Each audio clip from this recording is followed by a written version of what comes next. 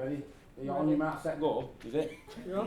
This is obviously this is a picture of a horizon. Horizons are one of the pictorial conventions that dominate Western capitalism. It represents the future, it represents aspiration, success, progression, moving forwards, all the things that really don't necessarily add to a sustainable ecosystem within social communities. It gives us the Rob Forbes rich list in the end. These are super rich people at a time of austerity and the people that I'm not even remotely interested in. What I am interested in is people who are working at a local level to sustain communities and build communities. So people who are being effective within networks that they know, not necessarily dominating networks. The people I'm going to talk to you about, I'm going to show you 5 people today. I'm going to anonymise those people. I'm going to use their names, Doris and Percy. Doris if it's a woman, Percy if it's a man, because Doris and Percy brought me up when my mother was at work when I was a kid. So the first Percy was somebody I worked with for 3 years in his housing association. He was the chair of the tenants group. We worked with each other by accident, really, to be honest. This character would do anything for his local community, including, in this instance, stealing a settee from somebody's house so he could get a bonfire started because it was very, very wet after a lot of rainfall.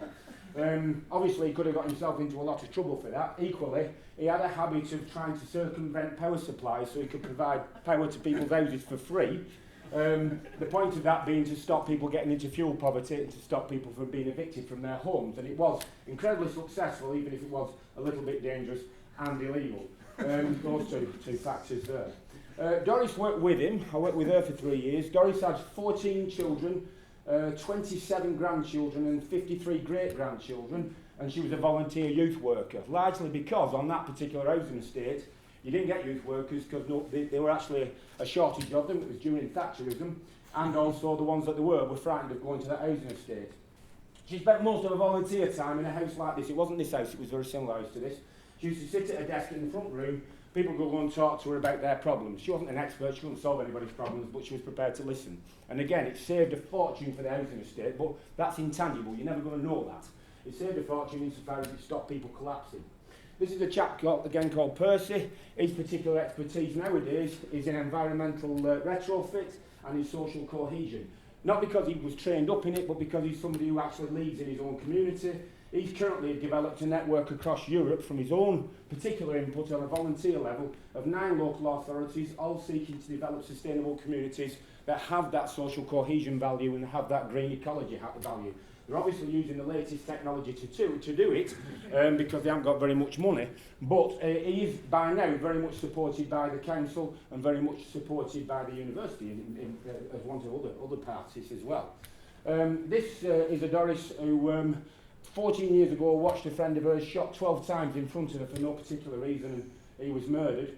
And so she has dedicated the last 14 years to try to resolve gun crime in the streets and reduce incidents of gun crime. She's done that by building a charity, by building a network around herself of like-minded people, and from there has come all sorts of other charities, things like a radio station, projects partnering the police, projects in schools, cultural projects, ways in which they can involve gang members in positive contribution to the community, things in which will build the confidence of the community and promote that type of value of a forward trajectory. This person is somebody who was bothered about a negative reputation for the neighbourhood that he lived in, so he started a newsletter that would only promote positive news. That's turned into a colour glossy now, which is published twice a year, gets a very broad distribution, and has made it possible for people to put their postcodes on their job applications and still get an interview, because the negative reputation of the estate was so bad that it was impossible before. He's led on now to sort of organise cultural events in his neighbourhood, and those cultural events celebrate the positive talents that exist there and celebrate the contribution that people can make. And it started to create intergenerational work, young people working with older people, working with much older people.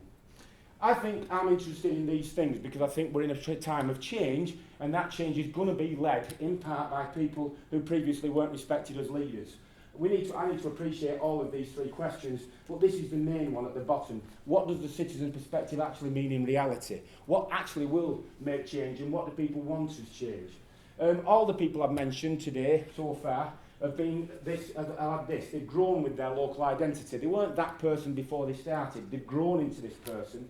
And they're all there because they've all grown in that way, because they have to be flexible, because the political representation is a moving feast.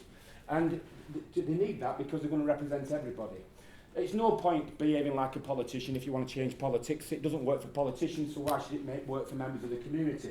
They have to have these particular skills, and the most important one is the one at the bottom, deciding to decide by practice.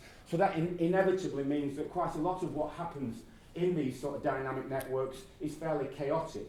They start as conversations, not as nominated problems. The problem with a nominated problem is it's always somebody else's problem. This is about sustainable realities. It's not about solving things. It's about moving forward and taking people with you and creating change from within. Right. Yeah. It's very difficult if you're a funder to conceive of this, because there's no prior goal, no structure, no risk attached to these things, so why would you give money to it? A lot of these things are self-funding. They have to be, because they have to be chaotic, because they have to be malleable, they have to yield, they have to change. It's what Charles was saying before, all these processes change with time. We as an educator probably have to get used to these type of ideas, because we need to be more inclusive. We have to understand collective networks and how they act, how they grow. We have to broaden our vista and understand it in terms of how cooperation works within dynamic cultural politics. We have to look at citizen leadership all over again and look at that knowledge sharing that Charles was talking about, where it comes from. Exploit the dynamic relationships that are there so we can increase our intellectual capacity with people. And in the end, create a cooperative framework so that we actually can be more efficient, because it will save somebody's time somewhere, and we can be more impactful. It will actually make a difference at the end of the day.